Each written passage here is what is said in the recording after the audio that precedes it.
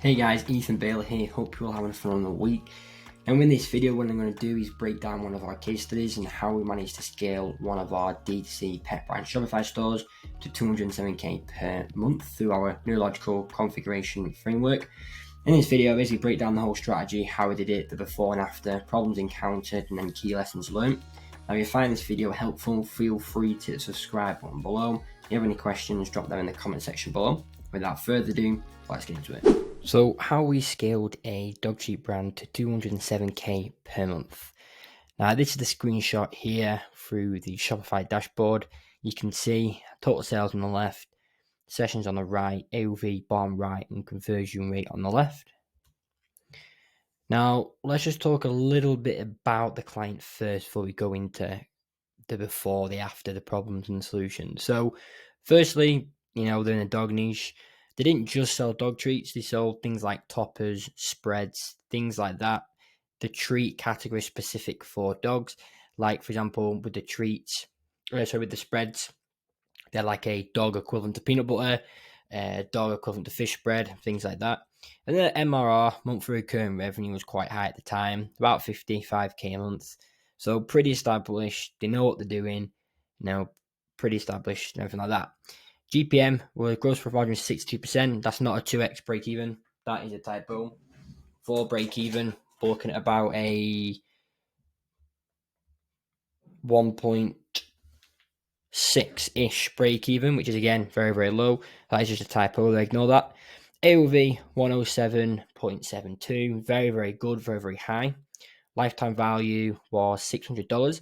And what that basically meant was most people would spend about $50 per month with this brand for 12 months straight. Reason being is because everything was all subscribe and save based, and we had a few strategies in place where, one little thing we did was we made sure that they would get emails every 4 weeks rather than every month, because that was kind of worked a lot better than doing it every 30 days, because people who bought the product, so they bought it for 30 days, to be running low after 4 weeks. So it's almost like, oh, I like this, I'll get it again. Whereas once the product's completely gone and then they get an email, it's like, the interest isn't as high. So that's something we did. Do it every 28 days, every 4 weeks rather than 31 days, which obviously led to a very high customer retention rate. I believe these were about 40%, which is pretty good. Obviously, there's higher, 60% and everything, but it was pretty good. Now, the website conversion rate was 1.49%, so a little bit on the low side. We kind of want that to be about 2.25.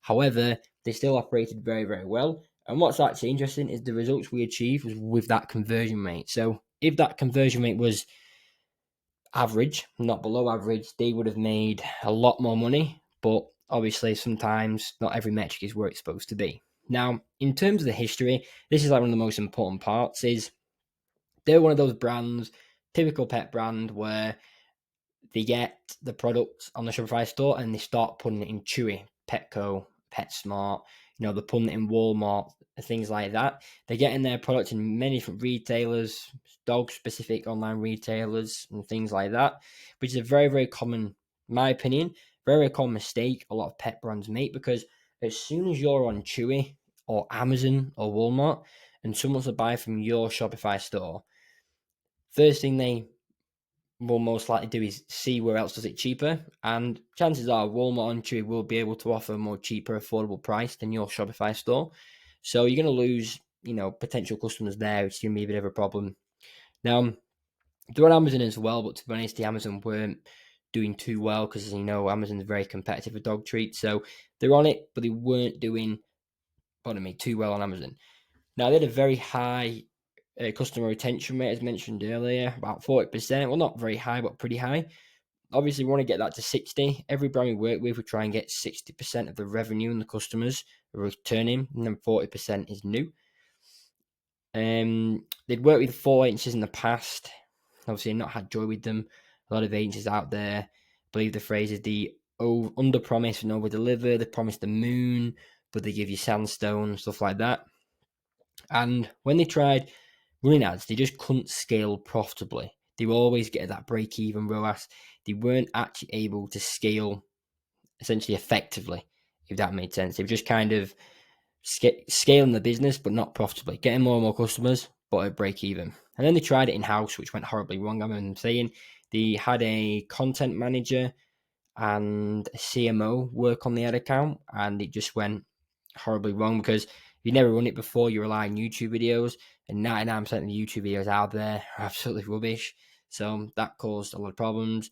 And they heavily rely on dog influencers. So, your typical dog Instagram pages, things like that, which worked an absolute treat. And it's a gold mine if you are a pet brand. And a lot of, I believe the owner, the self of this brand, also had their own dog influencer page where they made an Instagram page for their dog, had about 10, 20K Instagram followers, and he just absolutely crushed it. So let's talk about the problems. So firstly, there was too much diversification. There was too much kind of casting the net shallow and wide rather than going deep and narrow. There was no clear customer avatar, overwhelming with data. There was obviously, because they had 4 agencies and they'd had an in-house team, that's 5 attempts in the ad account. The data was everywhere, it was an absolute mess. They had a very lack of creative development, and they weren't talking to the subconscious mind of the consumer. They weren't clear on customer motives. The prices had to increase as well at the time due to supply chain issues. Still, they said their supply chain blamed it on COVID, but obviously COVID was like 3 years ago. However, they were still having a few problems in terms of certain ingredients in their dog treat they couldn't get hold of. They had quality and safety concerns because obviously when you scale, you got to buy more product and you got to trust your manufacturer and your supply chain. They're going to produce the dog treats at the same level of safety and quality, and with very high end front end metrics, so things like CPM, cost per click. But I'll go into that deeply in a second. So too much diversification is what I mean, because they sell dog treat spread, toppers, a few supplements, things like that, which is good. But when you're running ads, you don't want to go on all. You want to focus on one product.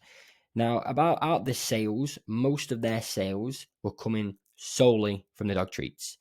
Now, that basically said, okay, let's focus on them. There's no point casting our net wide when we can go narrow and deep. So we focused just on dog treats, which allowed us obviously eliminate variables. So for testing was a lot easier. And the dog treats were like a soft kind of dog treat. Looked really, really good, very tasty. And they had a few unique flavors as well. Like they had things like Scandinavian fish. They had like peanut brittle. And one was like a chocolate brownie, but obviously not chocolate because it's poisonous for dogs. But very interesting, unique flavors, which is probably why they did so well. Now, so we basically cut the diversification and went all in on dog treats. No clear customer avatar.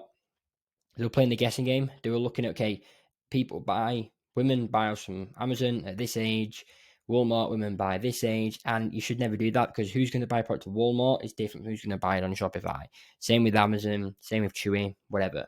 So what we did was we analyzed the Instagram page and we saw what type of person's following, buying, liking. And they always follow somewhat of a dog influencer. Tend to be women aged 28 to about 50. Supplements tend to be a little bit older. We're looking at about 35 to 55, 57. But basically, women tend to have the buying power. So we just didn't bother targeting men because at the end of the day, if women have the buying power, they're easier to convert as well.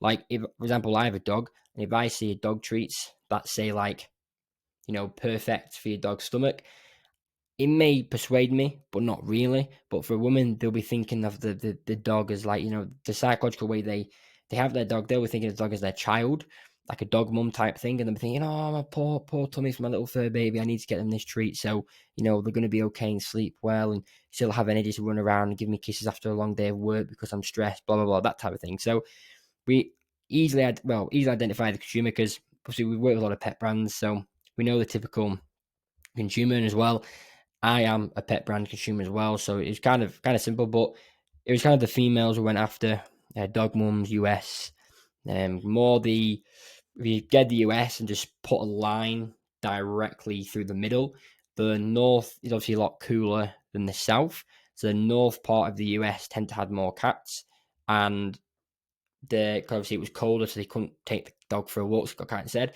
And then if you look at the line underneath, we found out that all the ones like, for example, Texas, etc., they were all dogs a lot warmer, so you could take your dogs out. And then sometimes going up like LA on the left and up California side, that was as well where a lot of dog owners were. However, LA is quite expensive to market in, so we just kind of drew a line on the US and everywhere south, like Texas, and things like that.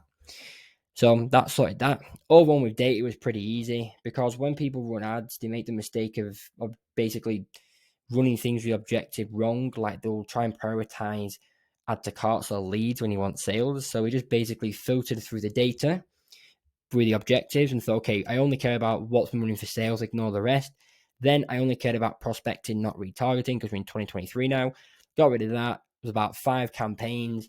Analyze that. I know straight away that Facebook tends to convert higher, so we just basically focus more on Facebook rather than Instagram, and then women, and then mobile. We tend to put mobile and PC just in case, but tend to see it through there for the breakdown. So the data weren't that overwhelming after we'd filtered it. Lack of creative development was a problem because this was more of a team structure. So a lot of not just pet brands, but brands in general, they have a content and marketing team, and they just basically put their team and prioritize the wrong things. Like, for example, posting on Instagram is good, but posting on TikTok's better. And they'll spend forever creating a Instagram 1080 by 1080 post, maybe 4 hours, and then spend maybe half an hour on a TikTok video, whereas a TikTok's gonna get more reach. So things like that. Like they were prioritizing the wrong tasks, and there wasn't a clear person in charge saying, "Okay, I need you to do this, you to do that." So, for example, when we started running ads and we bumped the spend up to like $500 per day, and we're getting a lot of sales come in, and we said, "Okay, here's a winning script. I need you to create this as soon as possible because we're starting to scale, and I want to scale as quick as possible." And it would just take a little bit too long to do because they were focusing on the wrong thing. So what I did is I got on a call with their CMO and their team and just basically said, listen, okay, if we're going to scale this ad account, we need to start prioritizing more important tasks, because what's going to get you more sales in the day? Posting on Instagram or creating a variation of a winning script, sending it to me into a proven system where I can get it running on, $500 per day, and then scale from there, see how many sales we're getting. What's going to work better? So I had a polite discussion with the team on their side, which fixed the lack of creative development issue, because it was just, at the end of the day, it was just somewhat not the best management because they were just putting the team on the wrong things, which is an easy mistake because a lot of people can go, okay, Instagram's the best platform, we need to do that, whereas organically TikTok is, and people go, oh, Google ads are the best, whereas Facebook ads are actually the best because of the algorithm and the way the system works, and it's a more matured platform with more buying power and things like that. Like people will be running TikTok ads, and yes, they get great front end metrics, but won't get many sales because TikTok is more of a kind of entertainment platform, whereas Facebook, people do research on Facebook. Like when I used to run a bike selling business, I used to go on Facebook and go, okay, who's selling bikes? I go and look for bike selling. Bike parts come up, I'll buy them because I'm looking for it. Things like that. Bit off topic, but yeah. Now, what I mean by not talking to the subconscious mind is their ads were like, is your dog a picky eater? Does your dog, are you fed up of not being able to give treats to your dog without reading? No, so are you tired of not giving your dog a healthy treat? Is your dog getting obese due to the treats it eats? Do you feel bad giving your dog treats? Things like that, like things that are really good, don't get me wrong, but they're just not important. They're kind of average and everyone's doing it. So what I mean by talking about subconscious mind is basically what do they want to be? Now, everybody who has a dog wants, all the women, they want to be the dog mum, the one that knows all the information, the one that's the center of attention, the one that everyone looks up to, the one that's got the dog front to page, that type of person. So we just started thinking like that, and then creating ads about being the go-to dog mum, or the dog mum in the dog park everyone looks at. And that type of psychological switch kind of allowed us to scale a little bit further as well. Now, weren't clear on customer motives. So people weren't actually clear why people were buying the product, which is quite interesting because they were going, okay, well, people are buying our product because it's good. Okay, why is it good? It's just the best. Our ingredients. Like at the end of the day, most people don't care about ingredients. I mean, people will check it, but to be honest, people want a treat that's going to be healthy for their dog and give their dog energy and make them be able to jump up, give them kisses on the way home from work, or maybe they're chilling on the sofa watching a film and they want the dog to come and, bond with them, lie and then be cute. So they can take an Instagram picture, post on Instagram and say, oh my God, look how cute my dog is. Hashtag dog goals, dog fluences. So everyone can comment on it. They can like the post, they can share the post, and they can look like the perfect dog mom who's perfectly trained a dog, because dogs can be claimed as difficult to train. If you're going really deep, that's basically what I mean by customer motives. analyzing exactly why people buy it. And the main reason people were just buying that product was because, one, it's healthy and it was very easy for them to consume. But we also positioned it as a product as a way of making things like dog grooming, crate training, bonding, and anxiety, and brushing teeth, brushing fur, things like easier, because it's a very big problem. And we just went, if you give your dog this treat, they'll be, satisfied for 20, 30 minutes, plenty of time to brush and, brush the teeth and brush the fur, and like really emphasize the solution on there. Now, the prices had to increase due to supply chain issues. I mean, there wasn't really much we could do about that because, it's at the end of the day, it is what it is. We can't, we won the ads. We can't really talk to the supply chain and go, listen, you can't do that. So there wasn't really a solution to that. The only thing we could really do is just suggest the client increase the prices on the website, but do a price contrast. So say their product was originally $80, bump it up to, for example, like 82, 83, and then compare it to a more expensive price, and then add up some new product images, and then just change the things. It looked like basically you'd further developed a product, whereas is all you've done is change the price and maybe change the type of packaging, but you've got like a 2.0, and everyone goes crazy about that. And that kind of increased the price a little bit, which helps supply chain, quality and safety. So obviously, when you start scale, you need more products. We need more products. You need more people to supply that product. And they were getting, this is out of our control, but they were getting a little bit concerned about the supply chain being able to produce the quality of the dog treats and make them safe, because obviously they were rushing. They wanted them to make a mistake. So quality and safety out of our control. But that was one problem they had with the solution. They said this thought to the supply chain. Now, high front end mets is very common with pet brands because if you're a dog owner, you love seeing cute dogs. It's very, very simple. If you don't have a dog, but you want a dog, you love seeing cute videos of dogs. It's that simple. Most people are dog fans over cat fans. And you'll notice that whenever you run ads, your front end metrics, so we're talking cost per outbound click, which is the cost gets someone to your website, outbound CTR, click through rate, those type of front end metrics. They were low front end metrics. No, I said high, low front end metrics. So to the point where basically it'd be a cute dog, and then 50% of people who saw the ad would go to the website because it's a cute dog. People like to click on a cute dog. People like to comment, they like to share, that type of thing. So it's supposed to be a low front end, not high front end. But yeah, that type of thing was a bit of a problem because we were getting the wrong type of traffic. So we had to basically dial back the cuteness, if that makes sense, in the ads, just so that our metrics were kind of even out on the front end. So we weren't paying 50p and getting 1% to buy. We could just pay £1 and get more percent to buy. So like 5% to buy, that type of thing. The CPM went up as well. That's very common because when we're running the ads over time, obviously we reach Q4. Q4 CPM can easily double because there's more advertisers on the platform, but it works out better because in January, February, March time, your CPM can half because there's less people on the platform. And then you've also got the periods between September and October where people stop advertising and save for Black Friday, so you get your cheap CPMs there. So over the year, it does kind of even out, but the CPMs went up, which basically means that the cost to broadcast the ad went up, which is a bit of a problem, but it weren't that bad because our ads will get quite a lot of organic growth as well because people are sharing them and liking them because we're making them really engaging. So they're all the solutions. And in the end result, 200 rounded up 208k sessions, over 127k, conversion rate 1.49, and obviously 101.72 and the average order value. And to be honest, if we could have got that conversion rate to the average, we could have even made them even more money. But yeah, that was that. And the key lesson to learn here out of all these problems is, but the thing that made the biggest movement with the needle was just prioritizing team management. So their content team was working on the wrong thing. They were just focusing on Instagram organic content when they should be focused on TikTok organic content.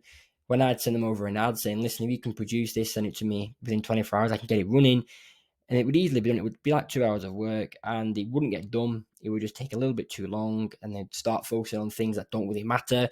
And then they'll start, asking me things that, I'm happy to answer questions, but they weren't completely relevant to what was going on. They were like, for example, I'd send over a UGC video and say, okay, this is the script. record. It won't take too long. Here's what you need to do. And then they ask questions like, this is cool, but I think we should do something like this. But what I've sent them has been read the data. It's very clear that this script's going to be good. So I don't want, to be changing it on their end. I want them to produce it. And then there'll be times where things will get changed about, asking, and it just got a bit messy. So prioritizing team and making sure everyone knows what they're doing, and prioritizing the better tasks, the more the IPAs, the income producing activities, the things that are going to make the most money. So guys, that is the A to Z process and how we managed to scale one of our pet brand clients all the way to 207k per month. Now, if you find this video helpful, feel free to subscribe down below. If you have any questions, drop them in the comment section below. And then for you who don't know, I do own Distinct, but I also own GrowMyPetBrand.com. We work exclusively with direct-to-consumer pet brands on Shopify, and we've managed to scale over 20 in the past 24 months. Some to 6 figures a month, some to 6 figures a year, some to 7+ figures a year. So we've worked in a range of niches as well: dog treats, dog supplements, all the way to electric dog water fountains. So we work with an array. Now, if you do want me to run your ads and you are a pet brand or you're a skincare brand, jewelry or fashion brand, feel free to look in the description below where it says have Ethan Bailey run my ads. Click the link there, schedule a very quick 15-minute chat with me, and we'll see if we're a good fit for each other. And that is everything. So hope you'll have a great weekend, and I'll see you on Monday.